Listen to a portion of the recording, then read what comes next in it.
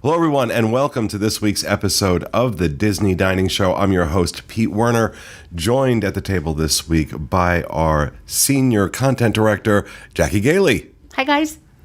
And contributing editor and all-around great guy, Steve Porter. Hello. And are you on camera, Rhino? No. No, good.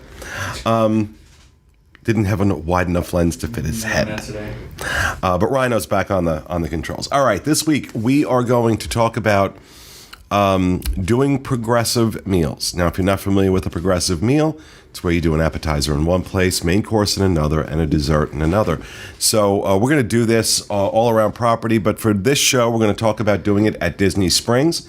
And we each picked, we don't know what the other ones have chosen, but we each picked our top three, what we would do if we were going to do a progressive meal at Disney Springs. I'm going to start with my appetizer, hands down, no questions asked, the Church Lady deviled eggs at Homecoming. They're incredible. They're the best deviled eggs I've ever had. This $10, and it is an absolutely awesome. It's just the food at Homecoming, honestly, is just amazing to begin with. These deviled eggs, I love deviled eggs. It's a thing. It's cute because it comes in this like ceramic egg crate. So it looks like they're delivering half a dozen eggs like right in the carton, but it's a ceramic egg crate. Cute. And it's just so well done. So well done. So for $10, an amazing appetizer. What about you, Jackie? What's your first appetizer on your... Well, okay, so I love the presentation of things. And so the reason I picked this one as my favorite is because I love the presentation of it. It's the clothesline candied bacon at the Edison. Oh, yeah. So cool how it's hanging there. And it's also really, really, really good. It's amazing. I was the outlier when we did that review. I did not like it. You didn't like it? Oh, I am very particular on my bacon. I like it very thin and very, very crispy. Okay. And if it's fatty, I don't like when it's don't like ever go to Europe. Chewy bacon is just not my thing. But don't ever go to Europe. That's just me. Yeah, You know, my grandma took me to Budapest, and I remember it. I was a teenager when we went, and yeah, the bacon is... And how much is the... The candied bacon is $15, and, and really it's only 3 pieces of bacon, but it is so good. And it's thick bacon, so it really gives you. It's a good appetizer.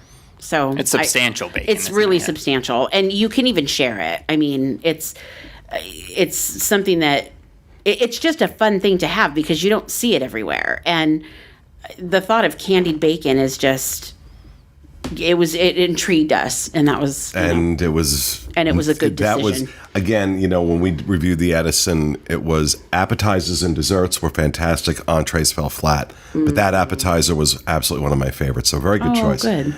Steve, what about you? I'm going to say STK for appetizers, specifically the happy hour. It's from 4 to 6 p.m., and they offer light bites that are from $2 to $8. Oysters are $2, and it goes up to a variety of options. I think there's a little burger slider with fries that's $5. And it's like the quality of STK, which I haven't actually had the fortune of eating a full dinner there, but just from judging by this burger, this little $5 burger, it's absolutely delicious, and it intrigues me to want to go there for a full meal. But the light bite options are really, really great. I've eaten there 3 times now, twice for lunch, once for dinner. Lunch was amazing. Dinner kind of disappointed, but dinner was more of a disappointment because there was like a lot of service failures. And one of my friends couldn't get the steak cooked properly. Mine was very good, but no, I love STK though, especially STK for lunch is a really good option. It's never overly crowded, and the food is just phenomenal. So I need to correct what I said about the bacon. There's 4 pieces, not 3. Sorry, guys. Well, even better. More candy, more candied bacon for me. Yeah. All right. So for main course, my choice is the Morimoto spare ribs, the half rack at Morimoto Asia. They are absolutely to die for. Now, a runner-up to this was their Peking duck for two, which is $27 a person, I believe. This is $27 as well for this entree. 6 pork ribs, cilantro, hoisin sweet chili glaze. Absolutely amazing, tender, really well prepared. The flavors are good, nice flavor profile of the sweet with some spice and some it was delish. So that would be my choice. Steve, what about yours for main course? So I actually went for a little bit more of an affordable option. I was thinking of Homecoming and Morimoto, and then actually, if I really could choose anything, I would just want the pulled pork sandwich from Polite Pig, which is $12. It's the Southern Pig. You can get all the different sauces and try all the different barbecue sauces that they have there. And I just think the quality of Polite Pig is really, really good, and for that price, that you can't go wrong. So, I mean that's why I would pick the Southern Pig from Polite Pig. Okay. That sounds like a good one, too. I still haven't been over there yet. Oh, Still really? haven't gotten over to Polite Pig yet. Wow, yeah, you need to. It's I so do. good. They have their covered patio just opened. I know, So- it was such a big deal. Yeah, right? Well, but with this gorgeous weather, you might even be tempted to eat outside. What about you? What's your choice for entree, Jackie? So I picked Art's famous fried chicken from Homecoming. Amen. Good pick. Because, if you're going to have fried chicken, that's where you need to have it. So their entree comes with, it's served with their mashed potatoes and cheddar drop biscuits, which are arguably the best cheddar drop biscuits I've ever had. They're really good. Like, even better than the ones at Red Lobster, because the Red Lobster ones get a lot of hype. But the ones at Art Smith's are just And what's the price on that? fantastic. It's $28. So it's definitely not inexpensive, but you will be the happiest camper if you try that. So that's it was so good. I've never had fried chicken that good before. It's Maybe really at good. Disneyland. It's really good. Yeah, I just had Disneyland. fried chicken at the Plaza. Yeah. Plaza Inn, and it was quite good. It's really good. But Art Smith's is fantastic as well. Loved it. Okay, let's move on to desserts. I lost my place for a second. Let's move on to desserts. Anybody who's watched any show, dining show with me in it for any length of time knows exactly where I'm going right now. For dessert, there is only one place to go, only one thing to get. That is sprinkles and the Captain Crunch ice cream. Double scoop, $7.95. It is the best way I can describe it. If you've ever had Captain Crunch, when you get down to the bottom of the bowl and you have that Captain Crunch flavored milk, imagine making an ice cream out of that, and that's what this is. It is so good. Single scoop is $5.95, double scoop is $7.95, a kid's scoop is $4.50. Absolutely do the double scoop, because if you do one scoop of this, you'll be like, damn, I should have gotten another scoop. But that is, and I haven't had it in a while. It's, honestly, none of these things are really on my diet, so I'm going from memory here. Not from recent experience, but I may have to, I do give myself cheat days now, so I may have to take a cheat day and do some Captain Crunch ice cream. My last experience at Sprinkles did not go so well. I got the Hot Cheetos specialty cupcake that's no longer there, but it was absolutely disgusting. Well, a Cheeto cupcake? It was Hot Cheetos. It was extra bad, and the Cheetos were stale, so it was just horrible. I was wondering about that cupcake when I read about it. I mean, I should have known it was a mistake from the get-go, but I just figured if they made it a thing, there's got to be something to this. Yeah. And there wasn't. It was just horrible. Wow. Yeah, it doesn't sound terribly appetizing. All right, Jackie, what about you for dessert?